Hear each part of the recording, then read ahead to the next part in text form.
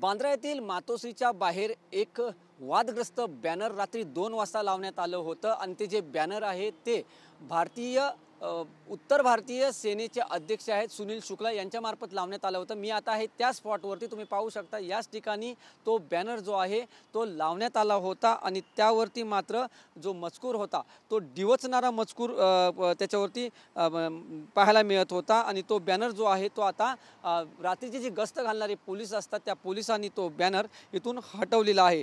त्या बॅनरवरती मात्र मेसेज जो होता तो अशा प्रकारे लिहिण्यात आला होता की सावधान उत्तर भारतीय, बटोगे तो पिटोगे, महाराष्ट्र से बिहार तक, राजस्थान से यूपी तक।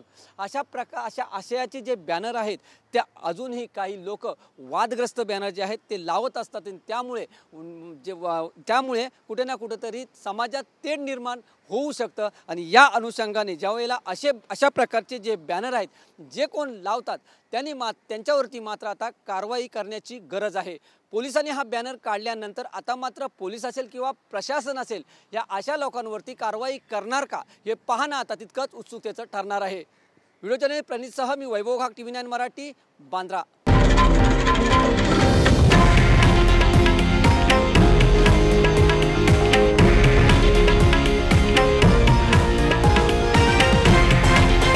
हे आहे देशातील नंबर 1 न्यूज नेटवर्क आणि आपण पाहत आहात TV9 मराठी, एकमेव।